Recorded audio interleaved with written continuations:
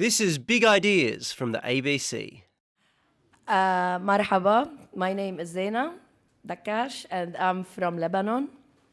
Lebanon, because whenever I travel, I have to say where is Lebanon, because people, I don't know in Australia, but in other countries they'd say, Lebanon, USA, Lebanon, Libya, Lebanon. No, Lebanon is in the Middle East. We're on the Mediterranean. We're surrounded by Syria, by occupied Palestine, by, and we're there in the middle, this little dot. So we have 17 religion communities in a small country, which is 10,452 square kilometers. 17, all right? There are Christians, Muslims, and the Muslims, there are the Shiite, there are the Sunnis, there are the Druze. In the Christianism, there are the Orthodox, there are the Maronites, there are the Catholic, but there are also the... I was born in this country, and I was born in the middle of the civil war, because a civil war took place in Lebanon from the 1975, and it ended until 1992. And I said it, and I'll say it again. When I was 11 years old, I thought, when the war ended, I discovered that only Lebanon had a civil war at that time. I thought Australia has a civil war, and Europe has a civil war, and everyone has a civil war. So it was a big shock. I was raised in a family, however, that never told us there's a difference between religions. Myself, we are Christians, but we're not Christians, extremist Christians. No, they told us to love the other, to love Muslim people, Druze people. We can live together, among even the whole civil war. Perhaps I'm one of the lucky people who were raised this way, because unfortunately, in Lebanon, and due to the civil war, there's a lot of conflicts until now, and perhaps I'll be answering now the third question, because they have to know. If an Arab Spring, so-called Arab Spring, if a revolution would take place in Lebanon, it won't be against a regime. It would be a political party against the other political party. Because in Lebanon, you'd feel that you have 6 other countries, minimum, living together, because we have 6 prominent political parties who are, each one thinks that he has his own country inside the country. However, so among all this, who is me? Me is someone who didn't immigrate, because we had the chance to immigrate at that time. Many families immigrated during the Civil War. My dad and my mom refused to do so. We stayed there. And when I got older and I had my BA in theater studies, I also had the chance to immigrate, but I also refused. I said, I'll travel. I'll make my studies out there, and I'll come back to help something in my country, because I believe something can be done. I did my studies in drama therapy in the United States of America. Then I did a master's in clinical psychology, and my aim was to work with marginalized population. The first choice fell on prisons, because my belief was that if you want to help a country, go into its prisons. The prisons are the consequences of all our problems.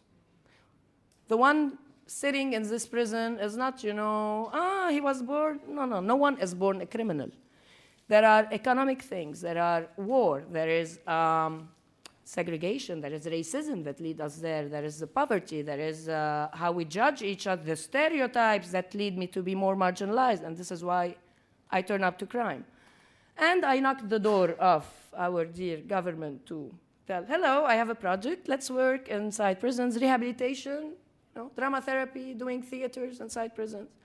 And my project got refused for a whole year and a half. 3 times I applied, and 3 times it was refused for the same reason. Zeina, what are you? You are with which political party? And I was like, I don't belong to any political party. Come on, in Lebanon, you can't say you don't belong to a political party. So then someone signed, because 6 authorities had to sign, and one signed, but he belonged to another political party, so the other one from the other political party got mad. How did he sign? I'm going to say no. It was a year and a half, a very, artistic, rehabilitative program, peaceful. Everything had to go into politics, and I was not into politics, but I didn't give up. They called me the Woody Woodpecker in Lebanon. You know, Woody Woodpecker, you remember him, the cartoon? So I used to knock on this door. They say, no, okay, no problem. I go knock on the other. I stayed jobless for a year and a half, just running from an office to the other, because I believed in this, and I believed in the cause, and I believed in what we'll be doing. Thank God, in 2009, we received the acceptances, and we started in the biggest prison in Lebanon. It's called Rumye Prison. It holds 4,000 inmates in a prison that was built for 1,000 inmates. So overcrowded prisons, we still have, you know, life sentences, death penalty, but under a certain moratorium. So last one was in 2004. It's the last file anyone wants to think about, you know, we just, khalas, we throw them and they are there. And among this, we produced a play inside the prison. The gates were open to the audience for 2 months to come in and watch these inmates do their first play called 12 Angry Lebanese. It was a success, thank God. It was very difficult to do it. However, straight after it, 2 months later, a law started to be implemented, and it was the reduction for sentences for good behavior. Then a year later, the year of imprisonment wasn't anymore 12 months, it started to be 9 months. So change started happening. Then the ladies in the other prison said, we need you too, why don't you come? Our voice needs, so we went to the ladies' prison, and we did also another play called Shahrazad and Babda. Another documentary was on, also 12 Angry Lebanese, the documentary, and it toured 67 countries worldwide, thank God, and it was also shown here by the Arab Film Festival. Big salute to Fadia and Mona, thank you so much. They nominated me to be here also today in the Arab Women Dialogue. And this is me. What do you want to know more, Professor? Okay, well, I mean, after that, the audience wants to know a lot more, but we're going to pass on to Manal from Morocco for you to give us a glimpse into your life. Yeah. Well, I think joining my colleague here, I studied in the U.S. and I went and I did. In the United States, there's a lot about people pushing you to be successful, and it's very positive. But there was always something in me that was missing, and I knew I had to come back to my country. And I think in all of us here, the drive is wanting to do something for your country, but most importantly, it's the belief. It's really deep down. We believe that things will change, and we believe that things will move forward. And for my case, it was working for years for international organizations and development agencies. And it was so interesting because I was so passionate about the communities. And to me, it was all about impact, right? At the end of the day, how did we impact these communities? What did we bring? What are they saying about these programs? And as you might know, aid, to me, I'm not a huge supportive of aid. It has been so, it was all about, okay, it's one project, it's funding ceases, let's do an evaluation report, sustainability report. Oh, how many people were there? How many?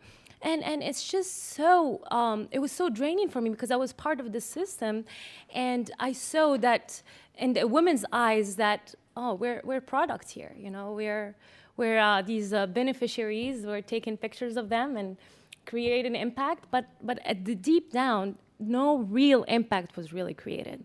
And so really it motivated me to see, so how are we going to really create sustainable development? Because at the end of the day, it is about sustainability.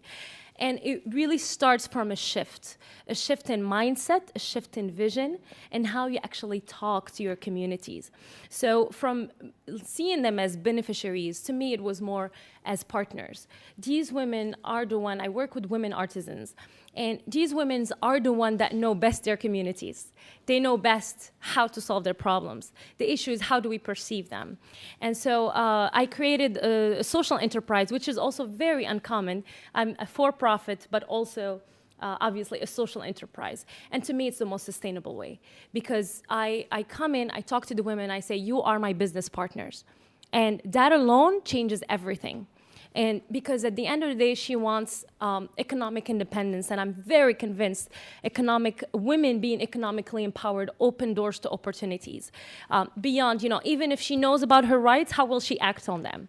And I think women economic empowerment have proved to be very, very successful in terms of advancing women. And so this cause has received I'm still perceived in Morocco, oh, are you trying to make, money out of the poor people? Because I am a business. I think this whole concept. And I say, well, I will make money, and the women will make money. And, I'm working with handicrafts with them and really accessing global markets, so that we can really strengthen sustainable organizations in these rural communities. And yes, I will make money, and these women will make money. And I think we have to move from this kind of aid, and I don't think it's only with the women I work with, but also from our communities. In Morocco, we have this huge Western complex. And I think in other countries as well, where everything that comes from the West is better. I could be, like a successful businesswoman in the U.S. I won't be mediatized as that, but I could be mediatized as, oh, the woman from the third developed world that was helped and supported by a successful businesswoman. So I think bringing a breakthrough to your country, but not at the level, oh, third developed country, which is a word that I really don't like, but really perceiving ourselves as really the drivers of change within our communities. Okay, thank you, Manal. Now, Dr. Houriya al-Kazim from the United Arab Emirates was, until a short time ago, the only female surgeon in her country. And so the issue of access to healthcare, among other things, is going to be part of your story. Yes. As Professor Rhee says, I've trained as a surgeon. I come from a family of doctors, but I'm not exactly sure why I decided to be a surgeon. So if any of you know any surgeons, you'll know they're not exactly the kind of people that you look at and go, I want to be like him. And it's usually a him. There were no hers when I was in medical school. So at some point, I decided that surgery was what I wanted to do. I trained in Dublin, Ireland. I came back to Dubai, and when I was working as a surgical intern, that's when I saw what I really wanted to do, because I saw really advanced cases of breast cancer, the likes of which I had never seen, the likes of which probably were photographed in textbooks of generations before me.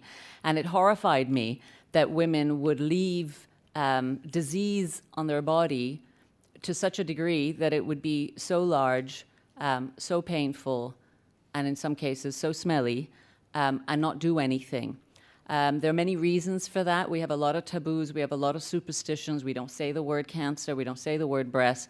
And of course, the most important thing is most women, even today, will not take off their clothes in front of a male surgeon. So I could see that, yes, I wanted to be a surgeon, but really this was the area that I needed to be in. And, when I look back now, when I was in medical school in Ireland, 20% of the graduating class were women, 80% were men. That's now 50%, in some places even more. There's been a sort of a conscious kind of evening out of the admission policies of most medical schools. But if you look, when I became a surgeon, of course, we had none in the UAE. At the time, this is just over 20 years ago, there were 2% of surgical consultants in the UK were women and 10% in America. I was talking to a surgeon last night, and now in Australia, the percentage is only 20%. So even though you're admitting 50% of women, only 20% are actually going towards the surgical specialist, and there are many reasons for that.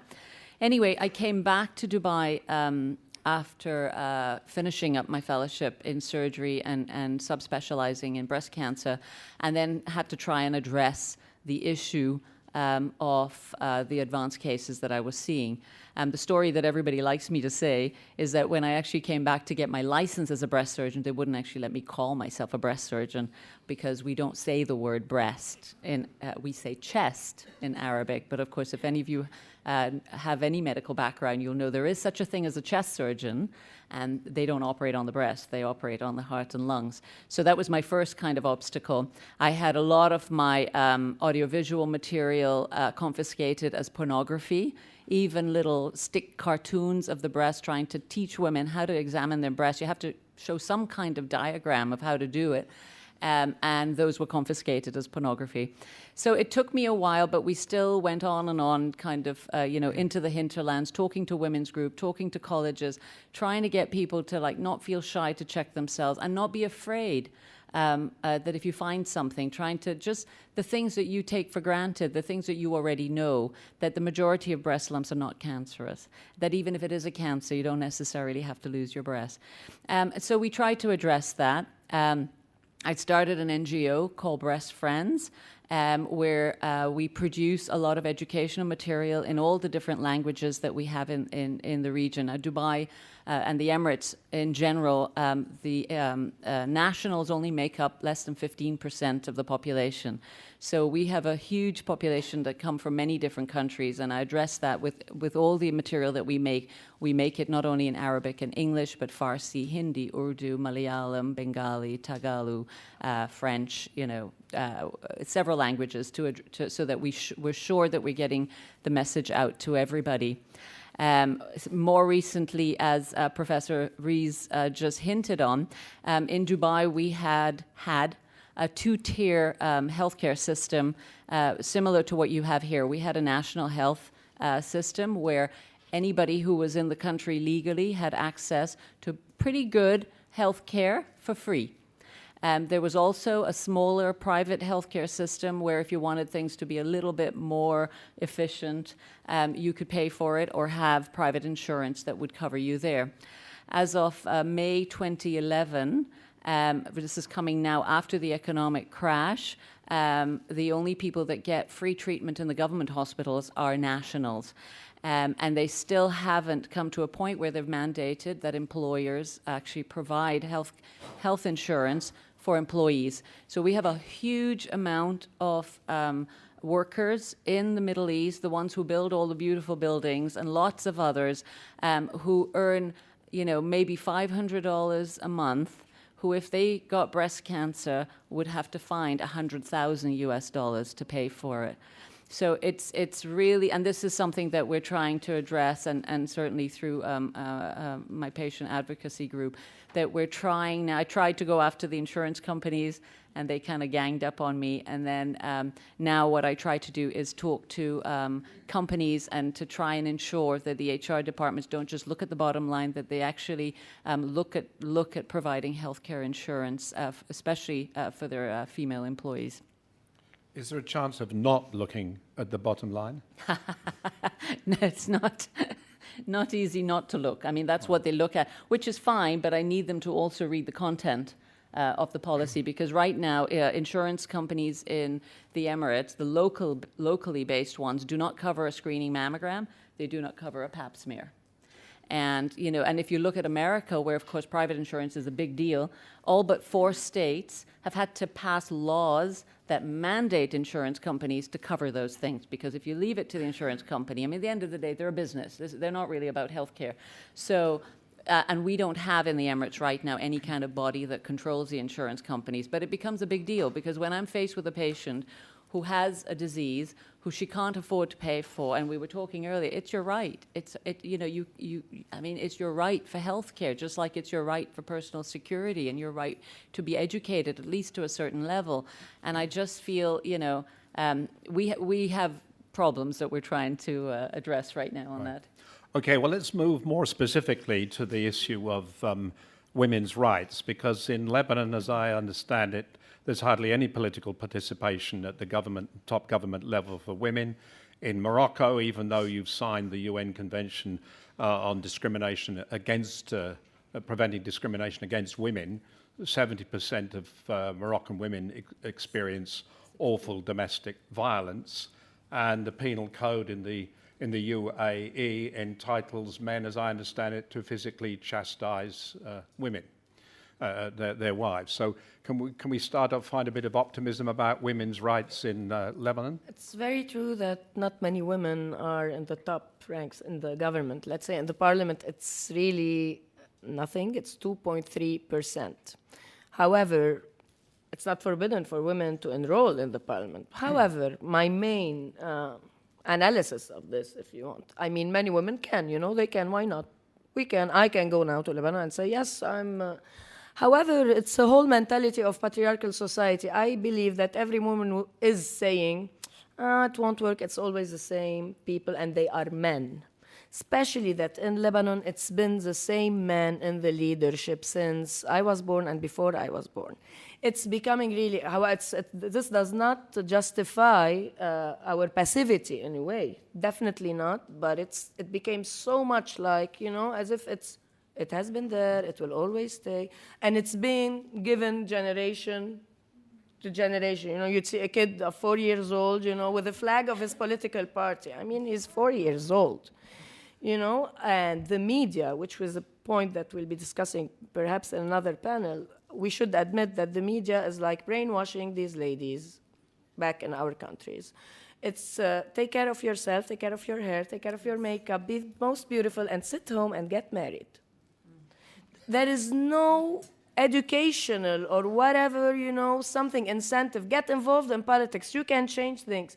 So this is on one side, in Lebanon especially, it's so contradictory. You'd see a woman, full makeup, wearing her high heels, walking in the street, just like that, And also near her, maybe a woman that's coming from another region in Lebanon where, no, she doesn't have that much, perhaps, liberty to express herself.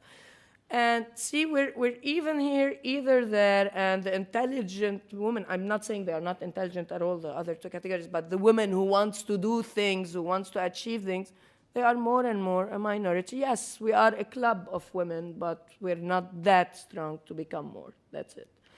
On the other hand, yes, there is domestic violence also in Lebanon, just like everywhere in the world. There is no law to protect the women from domestic violence, which ends up we are having more women murdering their husband. They kill them because they are not being protected. So for whoever who's going to see the film Shahrazad and Babda on Saturday in Parramatta, you'll see that most of the women inmates are there because they killed their husband.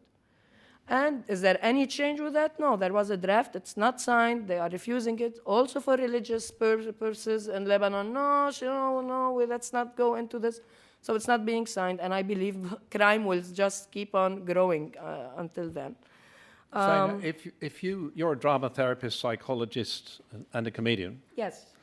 If this audience was entirely Lebanese men and you were trying to change their attitudes, in 60 seconds, what would you do? Not men. I would like to offer drama therapy to our political figures.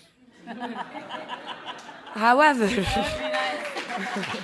Professor, let me tell you, Professor. Therapy, you do therapy when you want to change the problem. I don't know if they want to change, and I don't believe they want to change. I can't offer you therapy if you're not willing to change. This is the main thing, you see. No, you don't need any therapy. Men are lovely. You are lovely, Professor. That's not a problem.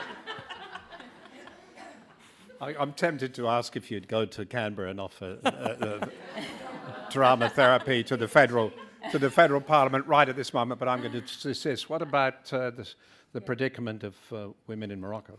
Yeah, I think there's something that's been echoing. We've been talking about how the so-called Arab Spring, all of a sudden women have emerged. I mean, it was like, oh, women are so, the Arab Spring have liberated women in the Middle East and North Africa, and we see them in the street. But for the case of Morocco, for instance, I mean, the women's rights movements have been active for the past 20 years. And despite the really shocking, like you mentioned, it's about 68% of women are subject to violence, which is a huge percentage. However, the women's rights movement, which actually has a unique diversity because it brings both the secular women from the secular camp and the Islamists, which is very, very unique than the other. And I'll tell you why. Back in 1993, we ratified the CEDAW. Morocco had ratified it, but with some reservation. But there were a lot of really movements to say, okay, we want the family law to be also reformed. The first women, actually, the people that went in the street, 500,000 in 2000, were women from the Islamists. They were against the reforms of the Mudawana. And so they stopped. And again, in 2004, they joined forces. Women from the Islamists, women from the secular have really sat down in the commission to really see how can we bring both the religion and, the women's rights principles, international women's rights principles. I'm very happy to say that had brought a lot of changes, things that are not present in other countries. Like we were talking, a woman who is Moroccan, who is married to a non-Moroccan, can actually give her nationality, grant her nationality to her children. Marriage is to 18 now. Women have right to divorce, which, these are simple things that you here have. And I think sometimes we take for granted these things that today, I think, are in Morocco. So although we're still very lacking behind, we're still 40% in terms of earnings, 40% behind than men. And in terms of illiteracy rate, since I work with rural women, and back in 2006, it was 68%. And although now it dropped to 40%. So you see the women's movement and really the efforts that are there are bringing some progress, but it's not going to be overnight. So, Houriya? Well, let me just say, from a personal point of view, I didn't really have problems. Dubai, the Emirates, is not like Saudi Arabia. We drive, I wear what I want, I go where I want, I say what I want. And professionally, I didn't have any problems because I think mostly because people saw a need. I had a lot of problems when I was training in the UK. Sexism is very much alive and well in the field of surgery, and as it is today. Going back to what some of the others have said, 2 weeks ago, the World Economic Forum published the Gender Gap Index for most of the world. And of course, all the Arab countries are way, way down on the list. But I'm happy to say the UAE is leading the Arab world. So it's the least worst, is it? So it's the least worst, exactly. We're the best of the worst. But we are addressing it. Now, we don't really have, all the great movements that say they have in Morocco, mostly because I think people just seem to be very relaxed about things. Having said that, we do have women ministers, we have women in the Federal National Council, and they've recently passed a rule that you have to have a woman on the board of any major corporation, which you don't even have in this country, a rule like that. So they are trying to address the issues without anybody actually fighting for it. It is in our constitution that women should be allowed to do whatever they want. Are they relaxed or fatalistic? No, I think there's a large percentage of our women who are very much like the Lebanese women, where, like Zeina? Imagine. Like the others. No, in that sense where, they want to, buy nice clothes, put their makeup on and wait to get married and have kids. And that's not everybody. And I meet some amazing women, even in my own country, that are doing lots of amazing things. But that's still our culture. That was very much a problem when I was training, and you'd come back and Auntie's eyebrows would go up and she'd say, "You're still studying, honey?" And I would go, "Yes, Auntie," because people get married very young. I got married at the age of 39, so that's like truly geriatric. Yeah. Well, I want to add something to the men's, what you mentioned about what's the attitudes of men, because so in I think in our religion in general, in our cultures, men are the provider. So actually, we one thing we pride of when you get married, as a woman, you don't give out your last name, you keep your last name. But the other thing is that if you work, it's your money. Actually, the man has no right for the money. But there's a paradox there where now, as women are working, whatever salary they get, it's viewed more of like a bonus. So that's why we also see a lot of 40% difference. And then the man, when he works, it's a necessity. He has a family to take care of. And I think this dynamics of how men start to view when a woman gets into the workforce, it's like, well, you want the rights. So it's more of like an abuse now, where a woman is actually providing for the household entirely. And there's this manhood issue that's like unbelievable, because manhood is, correlated with providing for the house. So when a woman earns an income, it completely kind of, distorts this equation. So there's a lot of in transition. But is the obstacle in all your countries to the movement towards equal rights and quality of life for women, is it fundamentalist Islam, or is it the male tribal traditions handed down over the centuries? I think it's a mixture of both. Yeah. I think you talked about husbands beating their wives. I'm not an Islamic scholar, but they often say that this is halal or acceptable in Islam. I think a lot of, from my country anyway, a lot of it is cultural. Exactly as Manal spoke, the man is the one who takes care of the husband, of the wife and the children. And that's why his money is our money, but my money is my money. And that's not a bad thing. I don't like that. But obviously, you know, if we're asking for things to change, then that should change as well. And it will change, because what's happening now, even though you have a lot of, and of course men culturally feel that, you know, people are going to say, well, why is your wife working? Can you not afford to look after your family? Because that's how they see it. But what's happening now economically is actually going to change things, because now the way the economy is going all over the world, most families need a double income to keep things going. And I think that's where we're going to start seeing a change from the economic, and we always say gender issues are economic issues, are political issues, social issues. Yeah. Fundamentalism or tribalism? I think it's a bit different in Morocco, because Islam is a really big part of Morocco. The difference is we don't have any, you know, we're mostly Sunnis, so it's very homogeneous when it comes to that.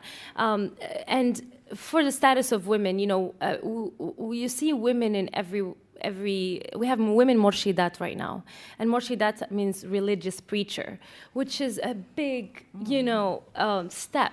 It means that women will actually have a say in how to interpret a religion. And this is what's sad, is that our religion is completely a victim of this, and also because of the media. So I think automatically you see a Muslim woman, automatically, oh, she's oppressed. And so I think the presence of women on these, our colleague from Saudi Arabia actually mentioned this, just bringing in and engaging in conversation around Sharia is very important to have women present. Zeina? In Lebanon, it's, as we said, we have 17 religions, and all of these religions are represented in the government due to the 1989 Taif Agreement, where, you know, all religions are represented.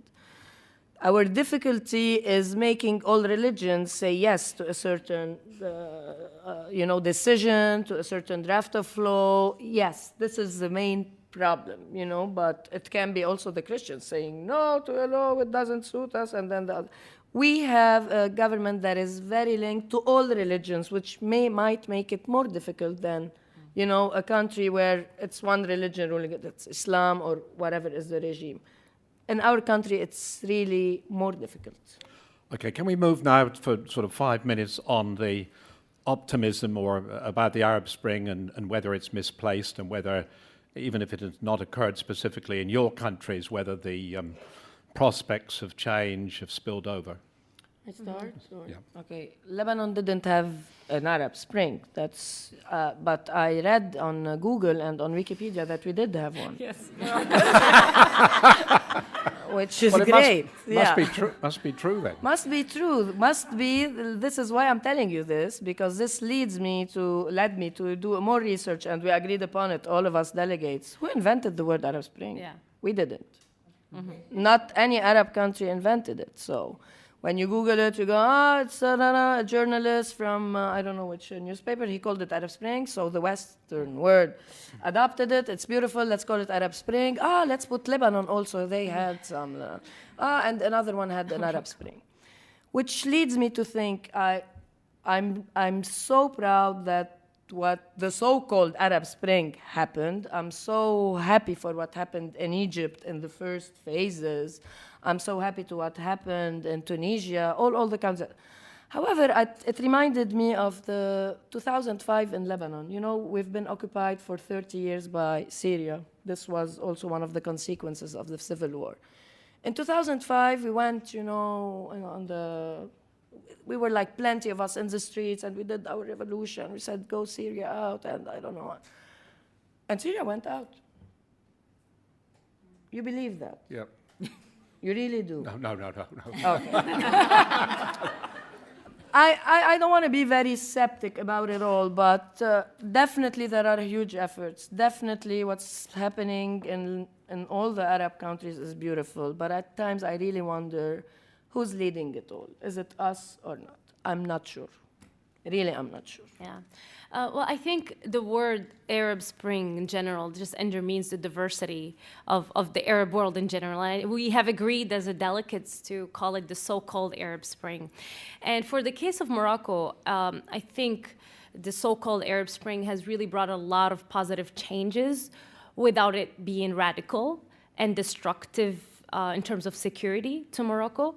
And it's mainly due to this kind of fear. I think Moroccan people have seen Tunisia and Egypt, and they really said, "Oh my goodness, no, we don't want I want to be able to go outside and still be safe." So there was this, and then we had a movement called 20th of February movement, and we had Moroccans go in the streets, and they really asked for a change in constitution.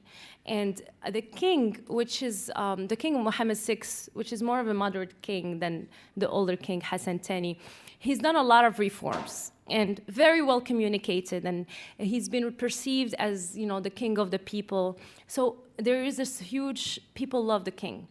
But however, people did follow the movement at the very beginning. The king sat down and said, okay, so what do you want? To change the constitution? We'll do it.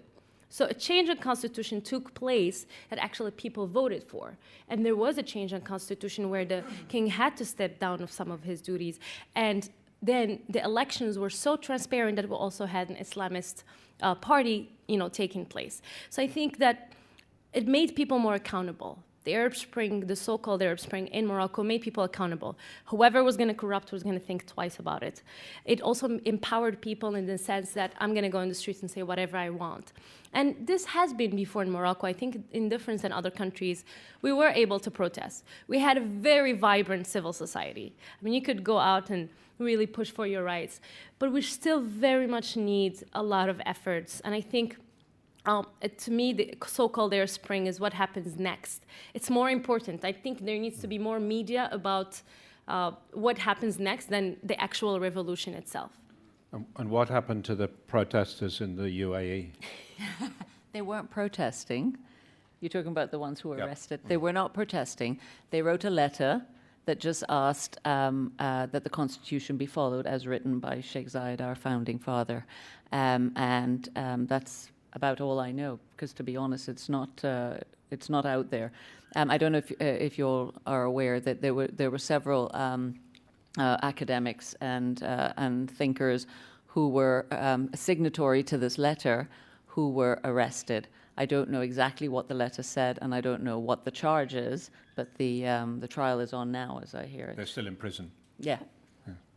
Okay, sorry, Manal. Yeah, no, I just wanted to add a very important point, actually, considering we're talking about women. One of the most important things that happened, actually, within the Constitution is that women were able to get an article in there, Article 19, called Honor for Moroccan Women, that actually recognized equal rights for men and women under law, which is, for us, was really huge to have that in the Constitution.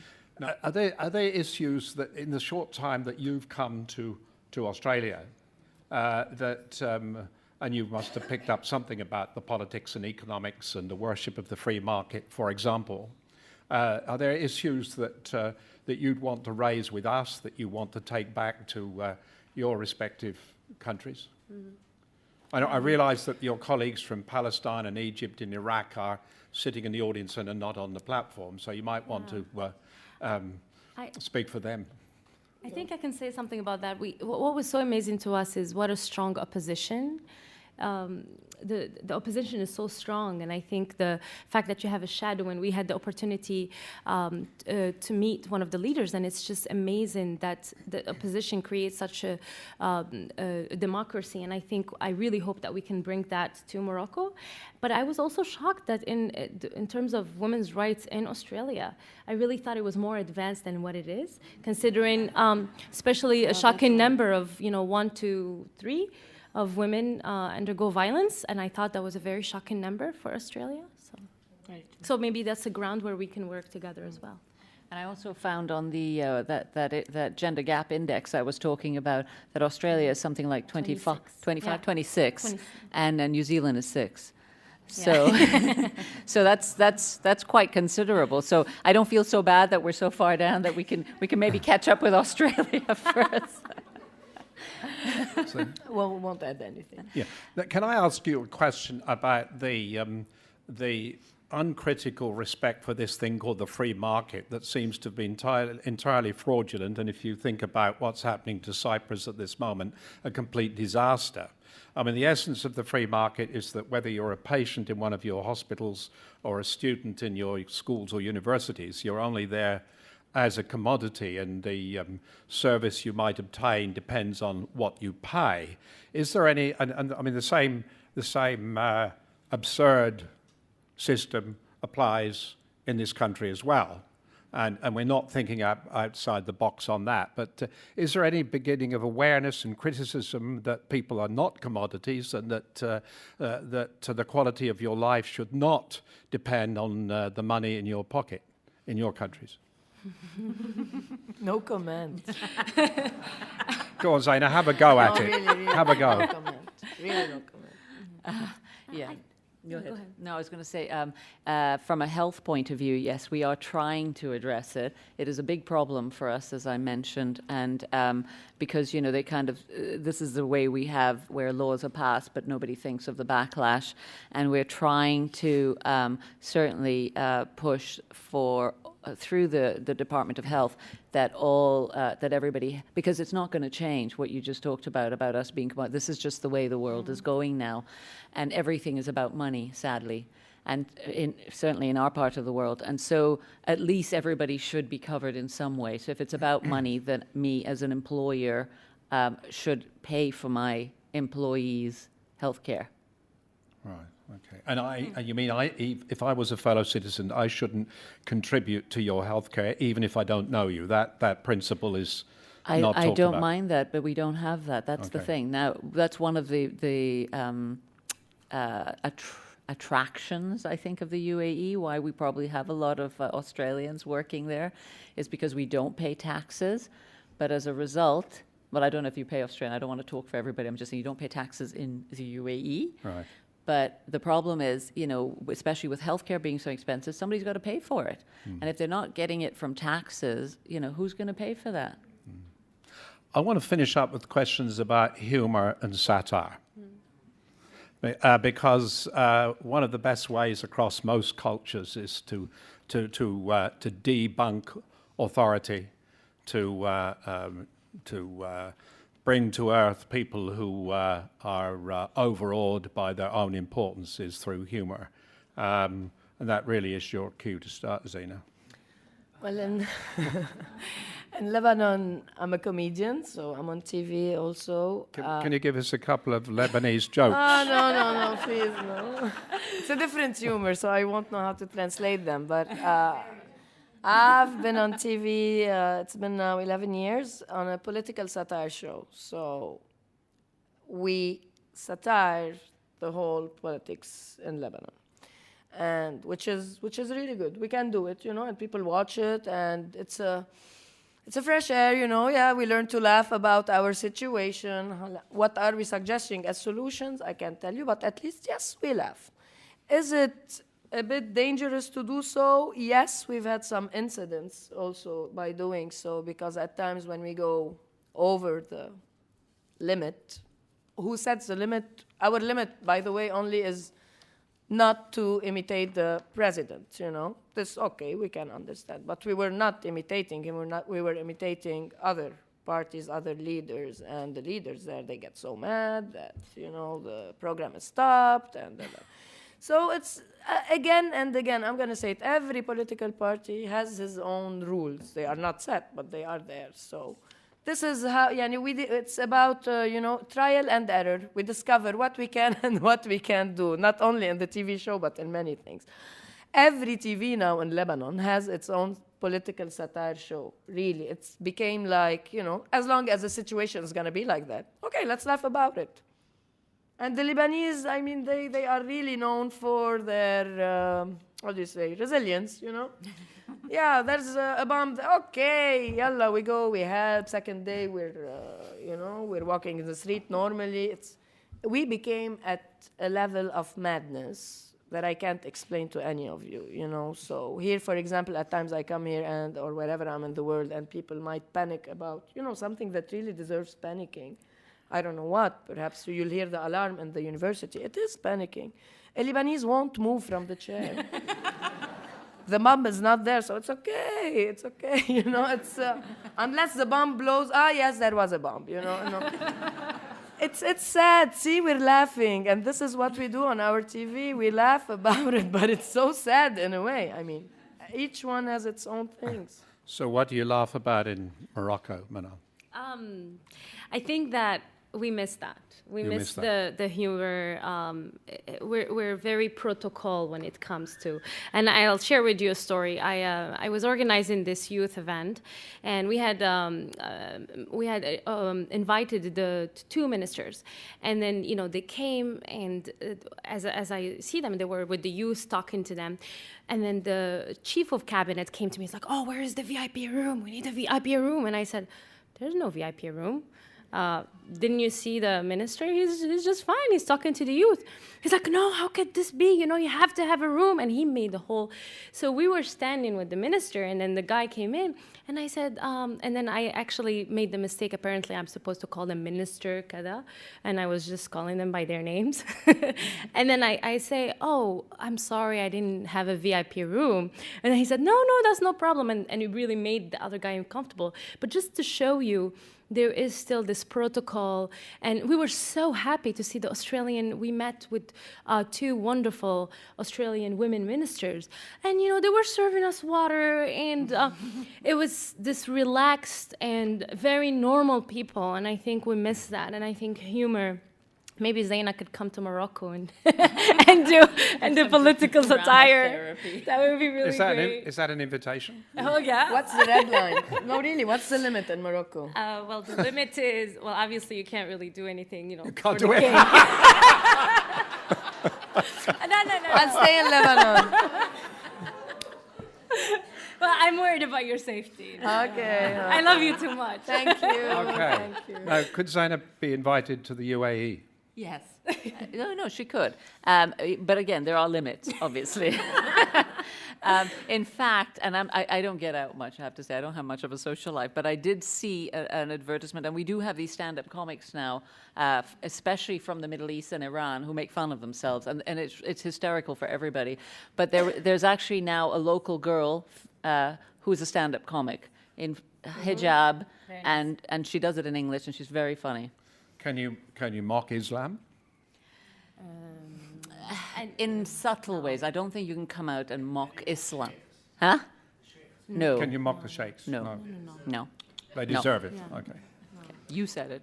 Professor, I don't know in their countries, but for example, in our countries, it's not written that you cannot mock any religious figure. But if you do it, you might be in trouble. You know what I mean? It depends. Once again, it's not written. That's it. It's not a law. It's not. But if it happens, and it depends of which religious figure, yes, you might hear something. So we're still talking about patriarchy and hierarchy and control as the obstacles to different kinds of freedom. Yes. Okay. I don't think we want to end on that note. No, we're not going to. No, we're not. Well, what sort of note would you like to end on?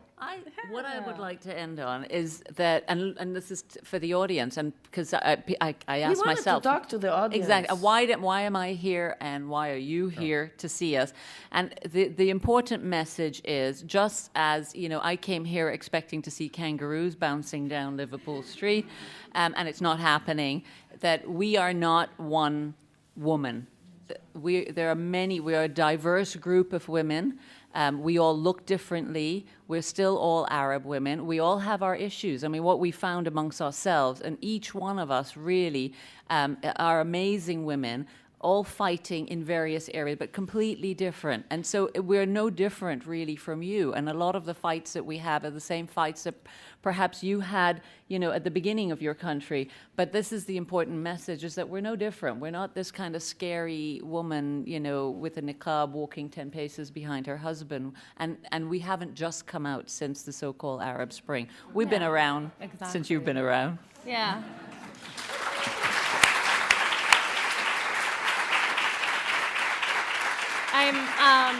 I'm not going to repeat what Dr. Houriya said, but I think the most important thing for me is having worked with international organization and having met different people from the Western world. There's always this conception that, this woman with hijab, automatically, whether you want it or not, inside of you, you do feel she's oppressed. She's wearing a hijab, I think women's rights movement has to move to how can it adapt to that particular culture. To me, it's about giving a woman a choice. It's not about telling a woman wear a hijab or don't want a hijab. It's not about judging. It's about giving that woman a choice. If you want to wear the hijab, if you are convinced with your religion that you want to wear the hijab, go ahead and wear it. That's your choice. If you don't want to wear it, if you want to wear a miniskirt, that's your choice. And I think this is very important for us and for people also in the Western world to understand and respect that. So thank you. Zeina?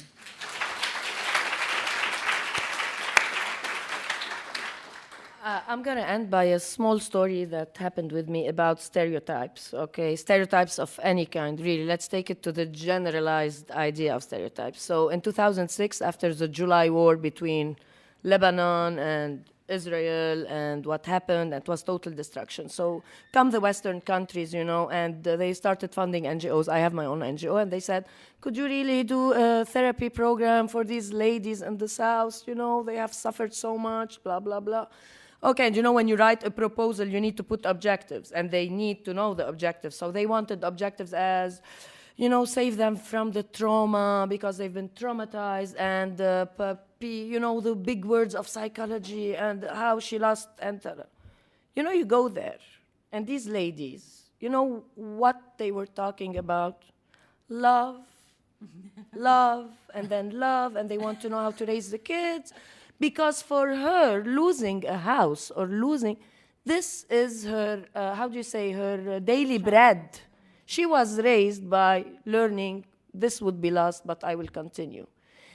Me, I'm also Lebanese, I live in another region. No, losing has a different meaning. And it opened so much my horizons, as much as I invite each one of us to open his horizons. Do not judge by what you see on the media. Do not judge by what you read in the journals and the newspaper. Do not judge by what whoever tells you. You want to really know people, go and sit with them and talk. This is the only way to get to know people.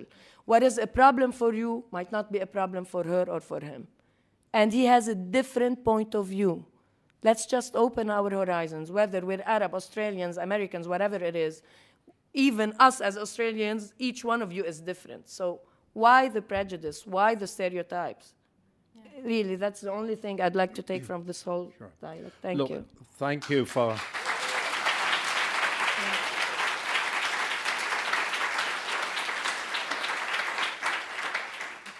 Thank you for opening our horizons.